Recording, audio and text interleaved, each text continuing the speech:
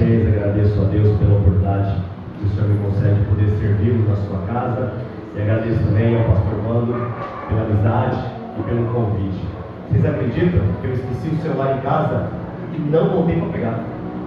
Passei o dia inteiro sem celular, só fez falta para uma única coisa, para saber se minha esposa ia trabalhar e se eu ia pegar ela. O resto foi maravilhosamente bom. Ficar o dia inteiro sem ninguém mandando mensagem, sem ninguém te cobrando, sem ninguém mandando figurinha, aquelas coisas todas, né? Toma o nosso tempo, foi muito bom. Irmãos, eu quero aproveitar a ocasião, nós estamos aqui para cultuar, glorificar e agradecer ao Senhor. Pedir que você abra a sua Bíblia num texto bastante conhecido do apóstolo Paulo aos irmãos que se encontram em Colossos, a carta de Paulo aos Colossenses. Eu quero ver com vocês no capítulo de número 1. Quero que vocês abram no versos 13 e 14.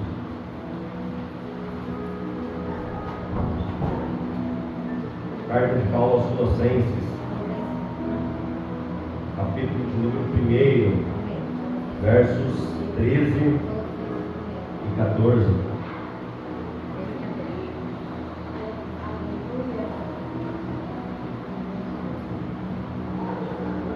Hoje em dia eu posso esquecer o celular, não posso mais esquecer o óculos, né? Senão não enxerga nada. E olha que minha Bíblia é uma Bíblia de letra gigante.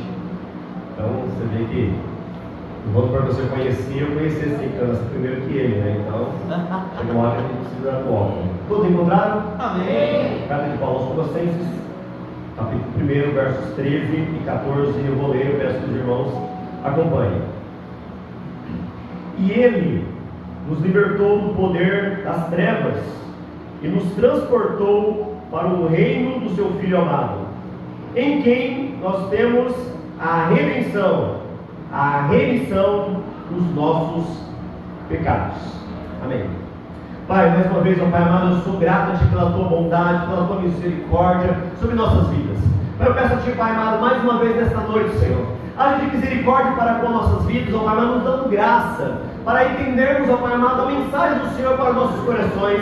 Abre a nossa mente, prepara o nosso coração como uma terra fértil para receber a Tua mensagem, Senhor, nesta noite. E que o Teu Espírito Santo, ó Pai amado, plante esta palavra em nossos corações e faça brotar e produzir frutos, ó Pai amado, no tempo oportuno. Prepara a nossa mente, Senhor, para entender as grandezas, ó Pai amadas, da Tua palavra. Sabemos, ó Pai amado, que o pecado, ó Pai, nos limita em compreensão, mas a Sua graça está sobre nossas vidas, ó Pai amado, e abre o nosso entendimento para entender as grandezas do Senhor, as grandezas da Tua palavra. E nesta noite, Pai, eu peço, Senhor amado, que não seja diferente, que Teu Espírito Santo que habita em nós opere grandemente em nossas mentes e corações, para que saiamos daqui, ó Pai amado, nesta noite, glorificando, engrandecendo e exaltando o Teu nome santo. É o que eu peço a Ti, ó Pai querido, nos méritos de Cristo Jesus. Amém. Obrigado. Peço que você continue com a sua Bíblia aberta, porque esse texto é um texto de muita importância. Nós temos vivido numa era, num momento, onde as pessoas têm buscado sempre uma palavra que traga um conforto para o seu coração. As igrejas têm buscado ser um lugar agradável e confortável, onde você sai daqui sempre com uma palavra de motivação para continuar a sua semana, para começar a sua semana bem. Mas a pergunta que nós queremos pensar com vocês é: o que é mais importante nessa vida do que sair motivado? Porque a motivação, ela vem e ela vai. Porque muitas vezes as palavras nos encorajam, mas as mesmas palavras que podem nos encorajar, elas também podem nos desanimar. Então eu não posso viver uma vida que o meu encorajamento depende de palavras que venham ao meu coração. Mas eu preciso que o meu encorajamento esteja fundamentado, alicerçado, arraigado na promessa da Escritura Sagrada. Quando a minha vida, ela não é levada de um lado para o outro por vento de doutrinas, mas quando a minha vida, ela é fundamentada na promessa do livro sagrado, eu posso passar pelas mais diversas adversidades, pelas mais diversas privações. Os tempos podem ser tempos de bonanças, tempos de escassez, mas eu continuo firme, porque em Cristo eu tudo posso naquele que me fortalece, sem ter abundância, sem ter escassez, sem ser exaltado, sem ser humilhado. Nele eu tudo posso, naquele que me fortalece. Por quê? Porque a minha vida está fundamentada na palavra imutável de Deus. Eu quero olhar para esse texto, porque esse texto ele fala da excelência da pessoa de Cristo, da excelência do nosso Redentor e da obra maravilhosa que esse Redentor realizou em nosso favor.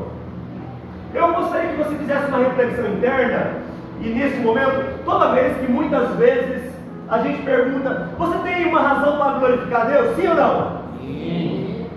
Eu não vou perguntar qual, mas na maioria das ocasiões, as razões que nós temos para glorificar a Deus é por aquilo que Ele tem nos dado. E não há nada de errado. Eu tenho que agradecer a Deus por tudo que Ele tem me dado. Por quê? Porque eu não mereço nada que eu tenho recebido. Então eu recebo pela graça. Mas há coisas que são mais profundas, mais valiosas, mais grandiosas do que aquilo que eu recebo nesse mundo. São as coisas que Ele fez em meu lugar, Ele fez ao meu favor, para que hoje eu estivesse aqui, para que eu tivesse a esperança de um futuro melhor lá na glória eterna. Há coisas que Ele realizou em minha vida e em favor da minha vida que são impagáveis, e muitas vezes nós nos esquecemos de ser gratos a Deus por elas. Quantas vezes em alguns momentos da vida nós não temos razões para glorificar Deus, porque pensamos que as razões para glorificá-lo sempre estão ligadas ao nosso bem-estar físico ou à nossa felicidade. Quando nós olhamos para as Escrituras e vemos a grandiosidade daquele que me substituiu e que pagou o preço que eu não poderia pagar, eu começo a entender que minha vida não é movida pelas aparências, mas a minha vida é movida pelas promessas eternas. E com isso eu quero ver com vocês aqui um processo maravilhoso, um processo de resgate, da onde eu saí da escravidão e fui transportado para o reino de Deus. Outrora eu era escravo, mas agora eu sou livre. Quando falamos de libertação, nós podemos lembrar de vários momentos na história da humanidade. Nós temos o movimento de abolição da escravatura em 1865 nos Estados Unidos, culminando na 13ª emenda, que proibia qualquer pessoa de ter um escravo debaixo do seu governo. Nós temos também a abolição da escravatura no Brasil em 1888, assinado pela princesa Isabel, definindo a Lei Áurea, proibindo a escravidão, processo de libertação. Nós temos também em 1791, no Haiti, um grande processo de libertação. Nós temos também na Índia, o Mahatma Gandhi, o processo de libertação do domínio britânico. Mas quando nós olhamos a história da humanidade, nós temos vários eventos de libertação. Mas o maior evento de libertação na história de toda a humanidade não foi realizado por homem algum, mas foi realizado por Deus, que enviou o seu Filho, assumindo a forma humana, para assumir o meu lugar e pagar o resgate da minha alma, para que eu não fosse lançado no inferno e perecesse para toda a eternidade nas chamas do inferno. Aí eu começo a perceber que há motivos de sobra e motivos excelentes para eu viver uma vida de glorificar ao Senhor pelo que Ele fez por mim, algo que eu nunca poderia ter feito por mim mesmo. Quando nós olhamos para o texto de Colossenses capítulo 1, versículo 13 e 14, eu vejo aqui claramente uma obra sobrenatural de Deus resgatando os seus filhos do império das trevas e os transportando para o reino do seu Filho amado.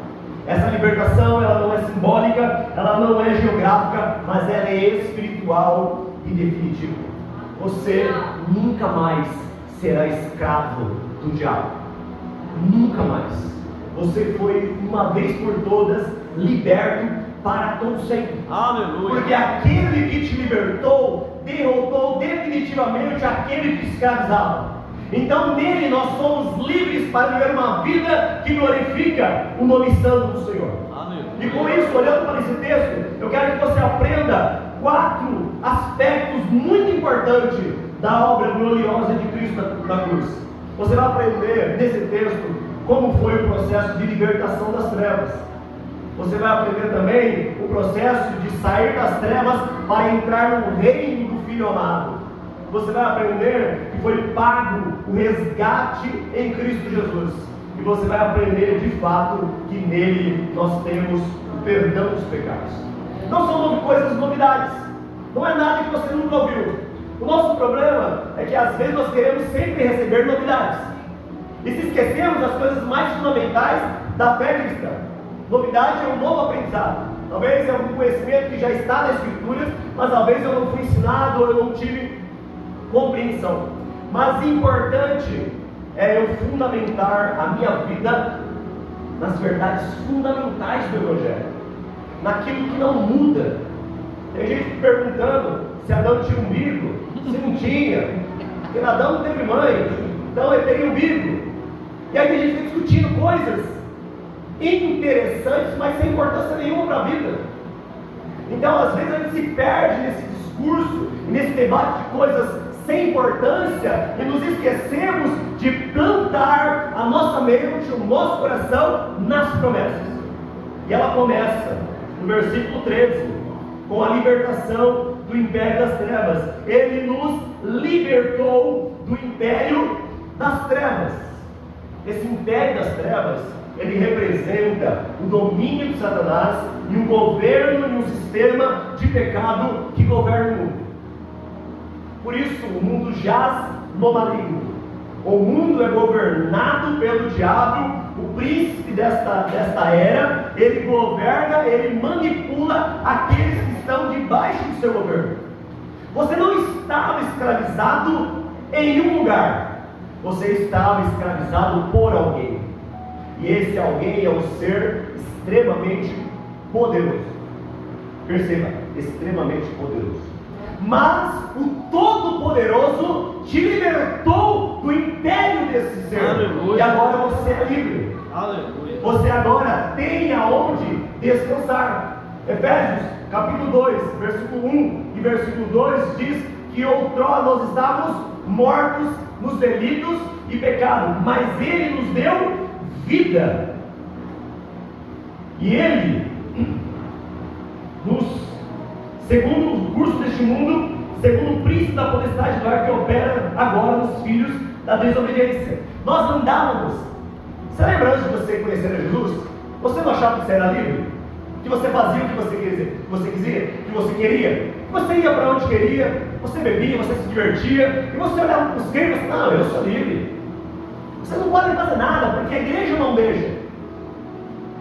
Na verdade, o diabo é um ser tão inteligente que ele consegue escravizar e convencer o escravo de que ele é livre. E ele vive fazendo a vontade do diabo, a vontade da carne, a vontade da mente, os seus próprios desejos carnais, satisfazendo na vontade da carne, caminhando para o inferno e pensando que é livre.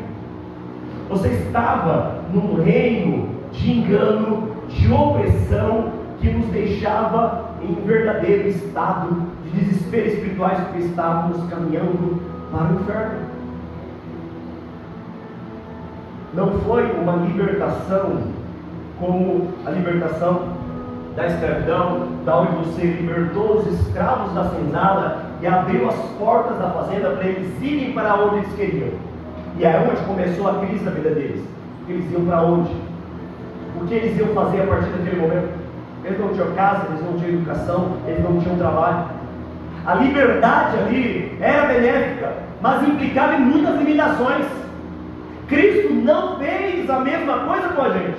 Ele nos libertou de um governo tirano, de um senhor opressor, e nos transportou para um outro reino. Aleluia.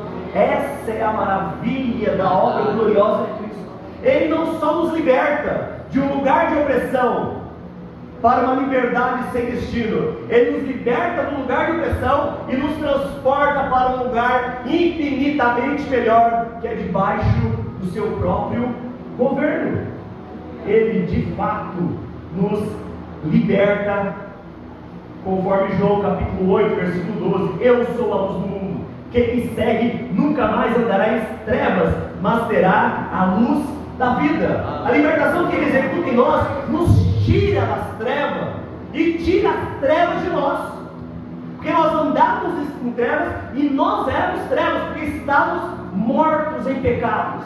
Ele só não nos tira da opressão das trevas, mas Ele tira as trevas que habitavam em nós. Ele nos liberta da corrente do pecado que nos escravizava, que nos fazia andar em trevas continuamente. Ele de fato realiza uma libertação poderosa e completa.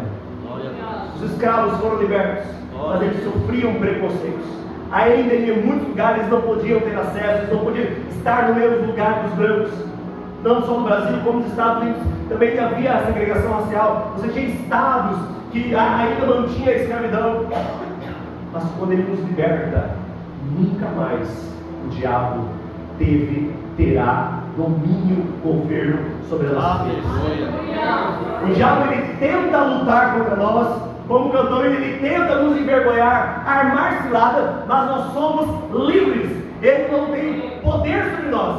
Nós precisamos lançar por terra aquela ideia de que muitas vezes nós estamos lançados ao destino e o diabo está nos oprimindo ao ponto de nós estarmos como se estivéssemos só. Tem muito crente que pensa que em algum momento da vida Deus nos deixa só. Por quê? Porque muitas vezes nós não vivemos com as convicções fundamentadas na promessa, mas as nossas convicções muitas vezes vão sendo alimentadas pelas nossas experiências do dia a dia. E quando as nossas experiências são a principal fonte de alimento para a minha fé, quando as experiências não acontecem, a minha fé começa a ficar fragilizada. Então quando eu dobro meu joelho e eu sinto alguma coisa sobrenatural da paz de Deus, eu sei que Deus está comigo. Mas em algum momento da vida, quando eu dobro meu joelho e eu não sinto absolutamente nada, eu começo a pensar que eu estou sozinho. Eu começo a questionar se o Senhor está de fato me ouvindo, como se houvesse a possibilidade daquele que ouve todas as coisas, daquele que está em todos os lugares, não estar comigo e não me ouvir. Porque muitas vezes a minha fé está fundamentada em experiências, e ela precisa estar fundamentada nas promessas da Escritura. Ele de fato me libertou, e não há quem me convença do contrário, nem mesmo o próprio diabo com as suas artimanhas. Eu sou definitivamente livre para morar com Deus na eternidade. Estou aguardando a sua maravilhosa vinda, porque Ele me libertou para todo sempre. Mas o que é mais glorioso é saber, do versículo 13, que Ele me transportou para o reino do seu Filho amado. Ele me tira do império das trevas, Ele me liberta do império das trevas, Ele me transporta para um outro reino. Quem aqui é nordestino? Ninguém? Só paulista? De que lugar? Sergipe, irmã? Ó, 2 sergipanos. Tem mais sergipanos? Tem. 3 sergipanos, mais 4, 5. Você também? Eu não. Só filho de sergipano. Tem nenhum cearense? Pernambucano? Amazonense? Paraguai. Paraguai tem alguém? Maravilha. Ó, que beleza, no Paraguai. Lá no Paraguai tem alguns costumes diferentes do Brasil, sim ou não? Estranho? Por quê? Na época lá tinha, hoje em dia foi modernizando. Cada nação tem uma cultura própria. Cada nação tem uma cultura própria. Até mesmo no próprio Brasil, se você for para determinados estados, você tem até as palavras. Lá onde eu trabalho veio uma safra de carioca. E a gente come bolacha. Biscoito. Apesar de estar escrito na embalagem, a gente come bolacha.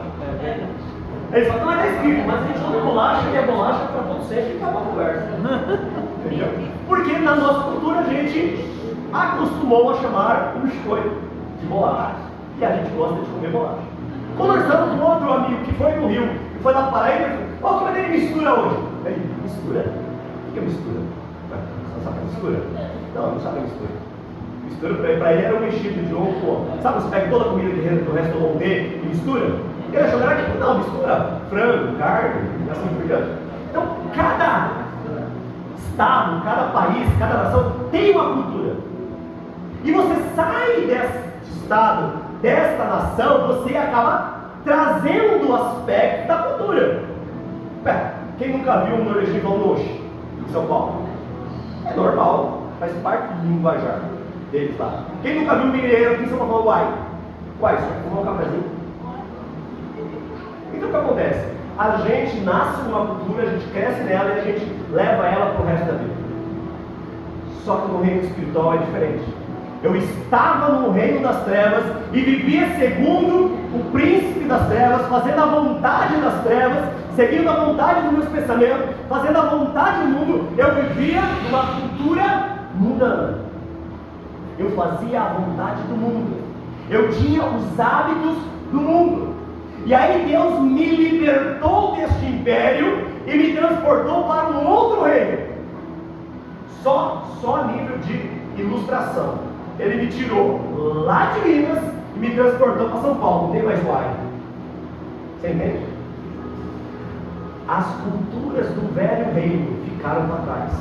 Ele me transportou para um novo reino, debaixo de um novo governo, debaixo de um novo rei, um maravilhoso rei, um rei justo que não só governa sobre mim, mas chegou ao ponto de me amar tanto que morreu em meu lugar, ressuscitou para me colocar no seu reino, debaixo do seu governo amoroso. Aleluia. E agora neste reino existe uma nova lei, existe uma nova cultura, existe uma nova maneira de falar, existe uma nova maneira de se comportar, de tratar as pessoas, de se relacionar com as pessoas.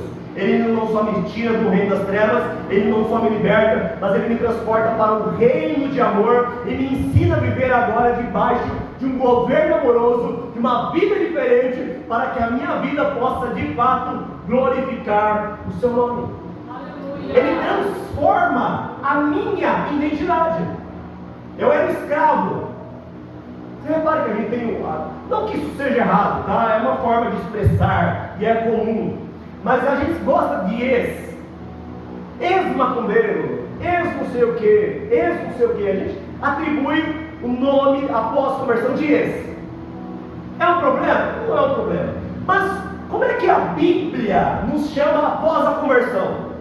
Ela não chama de ex-fariseu, ex-publicano, ex-prostituta. Olha como a Bíblia muda a nossa identidade. Primeira Epístola de Pedro, capítulo 2, versículo 9. Vocês, porém, são geração eleita, sacerdócio real, nação santa, povo de propriedade exclusiva de Deus. Ele mudou a sua identidade, não para eles alguma coisa, mas para alguém que agora é uma geração eleita, um sacerdócio real, uma nação santa e um povo de propriedade exclusiva dele. Aleluia. E não só mudou a identidade. Tem um hino que fala que nós somos livres para dançar, para cantar, para correr. Quando eu olho para o texto, eu vi que eu sou livre para fazer coisas mais importantes. Eu sou livre para proclamar as virtudes daquele que me chamou das trevas para a maravilhosa luz. Ele não só muda o meu estado espiritual das trevas para o seu reino, ele muda a minha identidade e me dá um propósito de vida. Eu vivo agora para proclamar as virtudes dele, que me tirou das trevas e me transportou para a maravilhosa luz. É a única citação das Escrituras que qualifica a luz, maravilhosa luz. Jesus é a luz do mundo, é a maravilhosa luz que agora eu estou andando e estou vivendo. Eu saí das trevas para me tornar definitivamente um cidadão do reino da luz com responsabilidade e vivendo uma nova identidade. Nós precisamos ser identificados agora como novos cidadãos do reino. Se eu tinha motivo para agradecer, eu continuo tendo, porque ele me tirou das trevas. Eu tenho motivo para glorificar ele, porque ele me transportou para um reino glorioso. E eu tenho motivo, no versículo 14, que nele eu tenho a redenção. Sabe o que é interessante nisso tudo? É que essa redenção custou um preço. O que nós fazemos hoje quando vamos comprar qualquer coisa? Tem alguém aí que é viciado em compras? Tem até os aplicativos Shopee, que mais? Shein, que mais? Shopee, Shein, que mais? Mercado Livre e assim vai. O que você procura lá? Oferta. Se você gosta de comprar e é um bom comprador, você espera para comprar a mesma coisa mais barato. Por que você vai pagar 6 e daqui a 2 meses você pode pagar 30? Se você não é ansioso, não é um consumidor obcecado, você pode esperar para pagar 30, o que está custando 100. Agora, se você é compulsivo, você compra por 100 mesmo. Mas normalmente o que a gente faz? A gente espera as coisas abaixarem. A gente gosta de comprar na promoção. E a gente ainda tira o barato quando a gente paga mais barato que o outro. Você paga quanto, mano? Ah, eu paguei 30. Rapaz, eu paguei 10 conto. Eu fui no terceiro ano de casamento, a gente foi para Porto Seguro. Chegamos em Porto Seguro, daí fiz um passeio todo, tá? E aí a gente foi num lugarzinho lá numa feirinha, e aí tinha um índio, um indígena lá, vendendo o quê? As suas coisinhas. E tá vendendo um apito de madeira, coisa linda, um apito de madeira. E mesmo vocês vão comprar para ajudar o índio, coitado. E aí compramos. Quanto que a gente pagou, amor? 10 reais num apitinho desse tamanho de madeira. Eu falei, amor, não, vamos ajudar o índio, coitado do índio. Vamos ajudar. Compramos por 10 reais. Aí, nós fazemos passeio, fomos aí, depois em outro passeio, e passou uma feirinha. Aí chegamos lá na feirinha que tinha lá um apito. Por quanto? 3 por 10 reais. Vocês foram lá também? E aí a gente sai como? Louco. Porque a gente quer sempre pagar mais barato.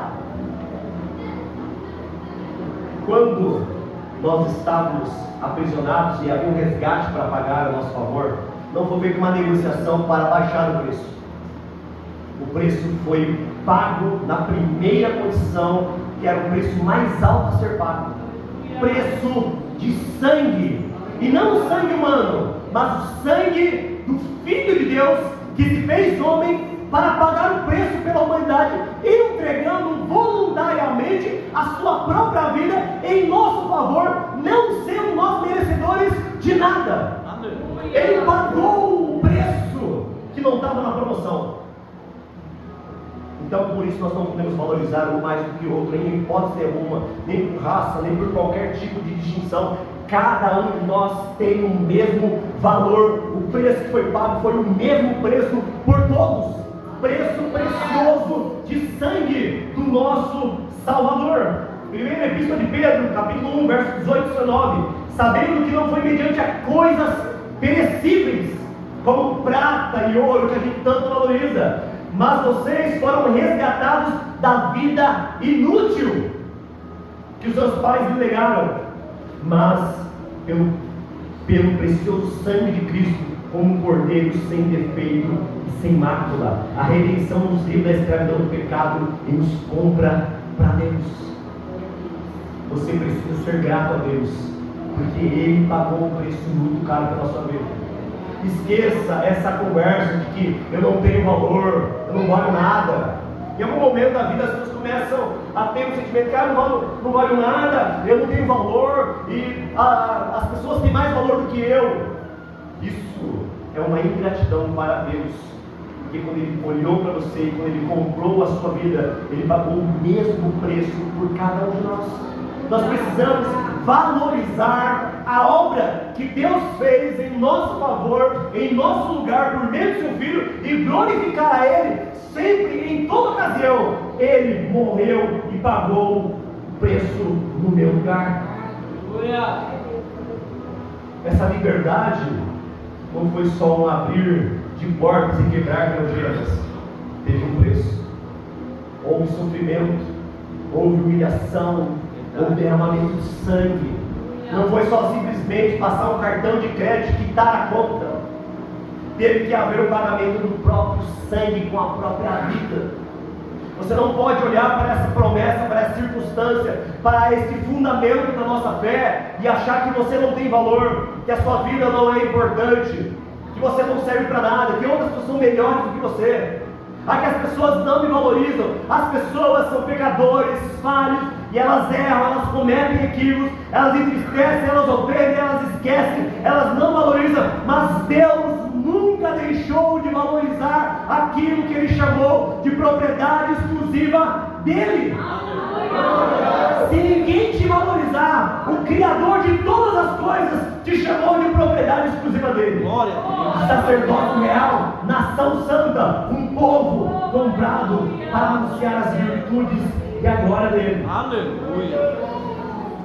Mas não pense que estava tudo bem. Você estava aprisionado, você foi liberto, transportado para um reino maravilhoso, a conta foi paga, você agora é livre. Tinha um problema, tinha pecado, e os vossos pecados faziam separação entre vós e o vosso Deus. Para entrar nesse reino e se relacionar com o Senhor desse reino, e para se relacionar com o Pai do Senhor desse reino, você precisava ter os seus pecados perdoados. Havia uma necessidade. Romanos 3:23 diz que todos pecaram e estavam destituídos da glória de Deus. O pecado faz separação definitiva, absoluta entre nós e o nosso Deus. Não há caminhos alternativos, não há caminhos que possam ser comprados para alcançar um relacionamento com Deus. O perdão dos pecados precisa cumprir a lei estabelecida por Deus. Sem derramamento de sangue não há perdão de pecados. Os nossos pecados precisavam ser perdoados, e eles foram perdoados porque alguém morreu no lugar que eu deveria morrer. Ele sofreu o meu sofrimento que eu era merecedor. Ele de fato cumpriu a obra redentora para satisfazer as exigências da lei de Deus. Há quem pense que Jesus pagou o preço do nosso resgate para o diabo. Absolutamente não. Porque o diabo, ele nos escravizou, mas nós nunca fomos propriedade dele. Nós sempre fomos propriedade de Deus, criados segundo a imagem e semelhança do Criador.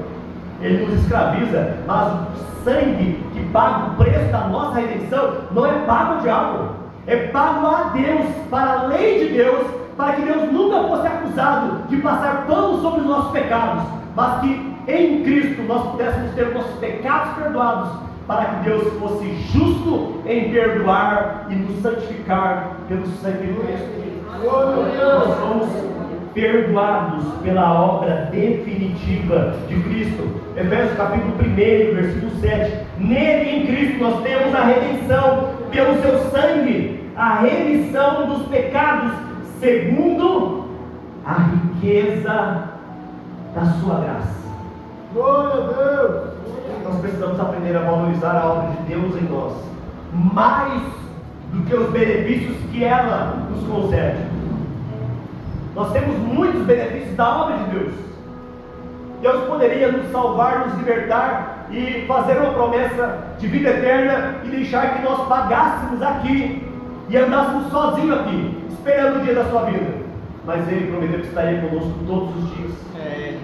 Que a sua bondade e a sua misericórdia nos seguiria para todos sempre. Ele estará conosco em todo e qualquer lugar, em toda e qualquer situação. Ele nunca nos desampararia. Ele faz uma obra por causa da sua grandiosa, pela riqueza da sua graça.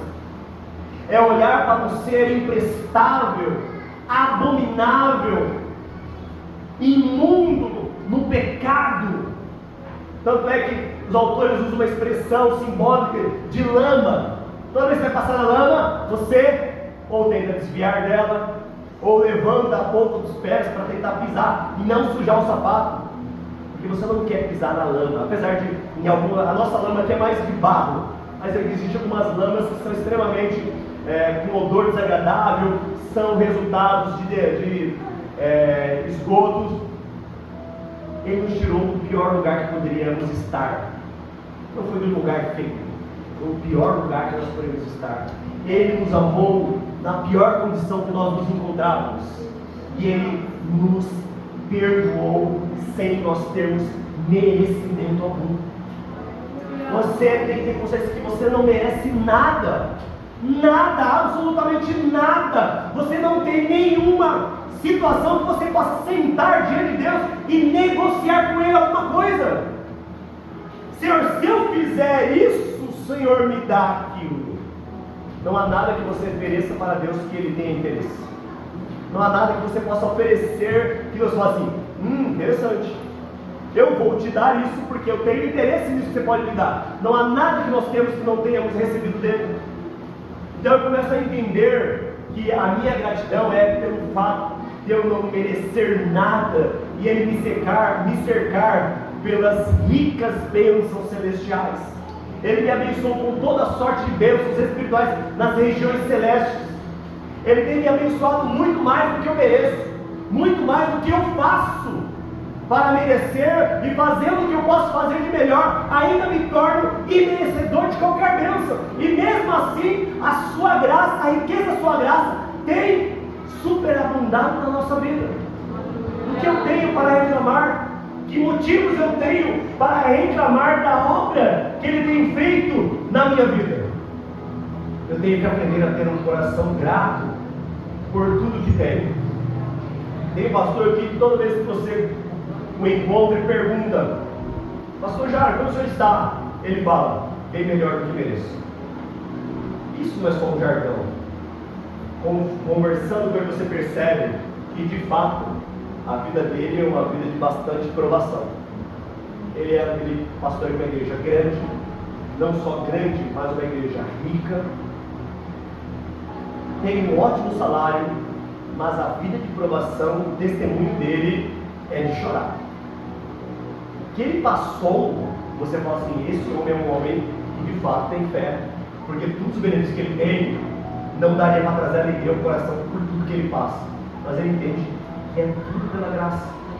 Então as circunstâncias que nos vieram no passado, que estamos alcançando no presente, ou que podem vir a alcançar no futuro, não podem tirar a nossa alegria e o nosso contentamento em Deus, porque temos que lembrar da onde Ele nos tirou, aonde Ele nos colocou, o preço que Ele pagou e o que Ele nos ofereceu por meio do seu sangue, que é o livre acesso e a reconciliação com Deus pelo perdão dos pecados. Eu tenho que ver uma vida de gratidão a Deus.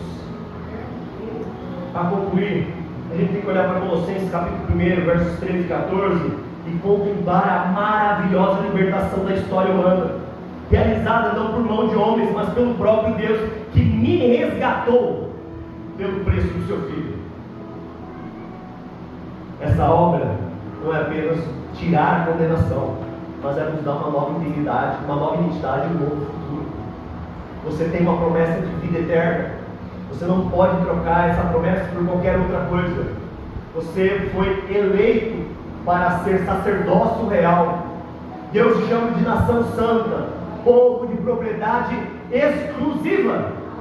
Ninguém mais vai usufruir do seu serviço. Você é um povo separado para o uso do Deus vivo. Você tem que agradecer a Ele por isso. Você tem que agradecer pela transformação definitiva e gloriosa que Ele fez na sua vida. Te transformou de escravo para filho do rei. A nossa resposta a essa redenção deve ser uma vida que anuncie as maravilhosas graças do Senhor. Já que eu não posso pagar, já que é impossível eu pagar, eu posso glorificar a Ele, anunciando as virtudes daquele que me livrou das trevas para a maravilhosa luz. É uma vida que glorifica a Deus no seu dia a dia. É uma vida que anuncia a maravilhosa obra de um Deus maravilhoso em favor de pecadores. Uma vida de gratidão e contentamento. E com isso eu quero trazer algumas aplicações para a sua vida. A primeira coisa, eu quero que você avalie a sua posição espiritual. Você não está mais em trevas. Você foi liberto. Como você tem vivido essa liberdade em Cristo? Como você usa a liberdade que você tem em Cristo para glorificar o nome dEle? Como você tem entregado a sua vida a Ele como cidadão do reino dEle para o serviço deste reino? O que você está fazendo com a liberdade que Ele te deu para servir neste reino? Irmão, eu estou nos cultos aqui. Eu venho nos ensaios das irmãs, eu venho no café com palavra. Isso não é suficiente. Reunião para glorificar a Deus na forma de culto é a nossa obrigação. Nós temos que nos reunir como povo e glorificar a Ele. A pergunta é, como cidadão deste reino, numa nova posição espiritual, o que eu tenho feito que glorifique a Ele? Será que eu sou a pessoa que todo mundo me conhece aonde eu trabalho, porque de fato eu dou testemunho, que eu não rio de piadas com segundas intenções, que eu não acesso nenhum tipo de material indecente, que eu não compartilho de ações, negociações erradas, porque eu me posiciono como alguém que é filho, servo da justiça? Avalie como é que você está usando a posição espiritual que Ele te concedeu. Se submeta ao governo de Cristo. Como cidadão desse reino, a sua vida reflete os valores do reino? Alguém olha para você e vê em você os valores do Senhor Jesus? Você tem vivido sob a autoridade de Cristo, buscando viver e fazer as suas vontades na sua sessão diária? Qual é a pergunta que você faz quando você tem que tomar alguma decisão, quando você tem que fazer alguma escolha? Você procura a opinião de um amigo de trabalho, de um parente, de alguém mais velho, ou você procura fazer conforme a vontade de Deus? Nós temos várias demandas na vida e temos que tomar várias decisões, e muitas delas nos implicam em dificuldades. A Bíblia ela é muito clara em muitas ordens daquilo que nós devemos fazer, e está tudo bem quando essas ordens são para os outros. Quando essa ordem é para mim, eu automaticamente ofereço resistência. Por exemplo, quando alguém fala que você está errado, qual é a sua reação? Você resiste. Isso quando você não fala quem é você para me corrigir, quem é você para me julgar, porque a Bíblia diz que nós devemos julgar. E aí eu já deduzo que você nem entendeu o que a Bíblia diz sobre a questão do julgamento. E aí eu não entendo que você não entendeu que a exortação é uma forma de Deus demonstrar o seu amor a nós, usando outras pessoas para nos corrigir, para nos conduzir ao caminho correto. Então, se nós estamos debaixo do governo de Deus, nós temos que nos submeter ao governo de Deus, querendo ou não, gostando ou não. Você já obedeceu alguma coisa que você não gostava, mas você teve que fazer? Eu não quero fazer. Mas a pergunta não é se você quer. A pergunta é, você tem que fazer, porque essa é a ordem do Senhor do Reino. Essas são as leis do novo governo. Então se sujeita a Ele. Viva com gratidão e com propósito. Você foi resgatado. Você não é mais escravo. Você agora tem um propósito de vida. Viver uma vida de gratidão a Deus e anunciando as maravilhas dEle. Tem crente que não abre a boca nunca. A pessoa está morrendo do lado, está contando a desgraça. Já foi no posto de saúde? No hospital? Você vai lá em 10 minutinhos já sai? Não, né? Fica horas e horas e horas. E sempre tem alguém, o quê? Doente do seu lado. E sempre tem alguém que gosta de conversar. E sempre tem alguém que gosta de falar o que está sofrendo. E aí sabe o que você fala? É difícil mesmo na minha vida. Nós temos a palavra do Redentor, nós temos a palavra de salvação, nós temos a palavra de libertação, nós temos a palavra que traz alívio para a alma do cansado, nós temos a palavra do nosso Redentor e nós nos calamos. Nós falamos, é verdade, está difícil, né? É o governo. Nós estamos isentando da responsabilidade e do propósito que nós temos.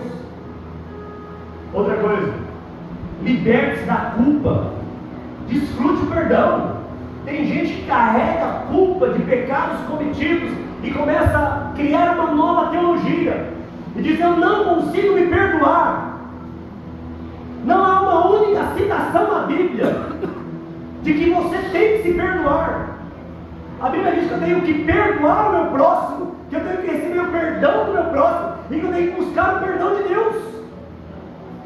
Eu fico carregando sobre a minha vida a culpa de um pecado que foi pago em Cristo e que nele eu tenho perdão dos meus pecados para viver livre e sem culpa a partir do momento que eu assumo o meu arrependimento e peço perdão dos meus pecados. Passe a ver como embaixador da luz. Viva de fato como alguém que saiu definitivamente das trevas. Deixe as trevas para trás. Tem gente que às vezes está conversando e você começa a conversar e a pessoa fala de onde ele veio e você fala, e a pessoa começa a contar o que ela fazia no passado e você começa a perceber que é uma certa satisfação em contar. Então, porque eu fazia aquilo, e você vê que há um certo prazer em falar do passado como alguma coisa gloriosa. O passado sempre, antes de Cristo, é a vergonha absoluta. Não, mas eu roubava, eu não adulterava. Mas só Deus sabe o que passava na sua mente e no seu coração. Que os olhos não veem, Deus conhece o coração. Às vezes a gente parece aquele pecador bonzinho, né? Que quase, Deus me salvou, mas eu não matava, não roubava, não adulterava, eu não lesava ninguém, eu não era infiel, eu era um bom pai, um bom marido, eu era um pecador destinado ao inferno. Então, viva como embaixador da luz. E para finalizar, fortaleça a sua identidade no reino. Muitos cristãos estão vivendo como filhos da luz, mas como se pertencessem ao reino das trevas, cheio de dúvida, cheio de medo. Deus mudou a sua identidade definitivamente. Você agora é o filho amado de Deus. Aleluia. Saia daqui nesta noite com essas convicções. Cure a sua fronte, deixa eu ler. Senhor, nós estamos aqui, Pai amado, para agradecer ao Senhor. Porque, Pai amado, nós reconhecemos e entendemos, ó Pai amado, aonde nós estávamos, ó Pai, quem nós éramos, ó Pai, e qual era o destino que estava nos reservado. Ó Pai amado, nós éramos oprimidos, escravizados, mas o Senhor, na sua maravilhosa graça, no seu imenso amor, na sua gloriosa bondade, na riqueza da sua graça, o Senhor nos libertou, nos transportou para esse reino glorioso. Nós somos filhos do Senhor, ó Pai amado, somos agora, Pai amado, chamados, ó Pai, de herdeiros do Senhor, somos nação santa, sacerdócio real, nós fomos libertos, porque o Teu Filho pagou a nossa dívida, cravou a nossa dívida na cruz e nos reconciliou definitivamente contigo. Hoje nós temos livre acesso, porque os nossos pecados, ó Pai amado, foram perdoados e o Senhor nos libertou de toda a culpa. Em Cristo nós temos plena libertação e o nosso coração, Pai amado, nesta noite precisa sair daqui, ó Pai querido, Senhor amado, aliviado, Senhor amado, sem peso, sem culpa, porque a obra maravilhosa que o Senhor realizou por meio do Teu Filho em nosso favor foi uma obra completa e definitiva. Senhor, traz nesta noite consolo, traz nesta noite libertação dos medos, das dúvidas, ó Pai amado, nos conduz, ó Pai amado, em plena certeza e convicção nas promessas realizadas por esta obra maravilhosa do Seu Filho Jesus. E por isso, Pai amado, nesta noite nós agradecemos pela graça maravilhosa do Teu Espírito Santo, abrir o nosso coração, preparar o nosso entendimento para recebermos a Sua palavra, Senhor. Somos gratos a Ti nesta noite, por tamanha, Pai amado, oportunidade de sermos agraciados pelo Teu Espírito Santo com a Tua palavra. Somos gratos a Ti e, Pai amado, Senhor amado, agradecemos a Ti, Senhor, por tudo que o Senhor tem feito em nosso favor. Reconhecemos, ó Pai amado, publicamente e em nosso interior que nós somos merecedores de nada. Tudo que temos porque o Senhor nos concedeu. E por isso, Senhor, nós sairemos daqui glorificando o Teu nome e glorificando, Pai amado, para sempre o Senhor, como toda a nossa vida, sempre vivendo uma vida de gratidão e de contentamento por tudo que o Senhor tem feito, e por tudo isso, Pai, nós somos gratos a Ti e Te agradecemos nos méritos de Cristo Jesus. Aplauda o Senhor em nome de Jesus.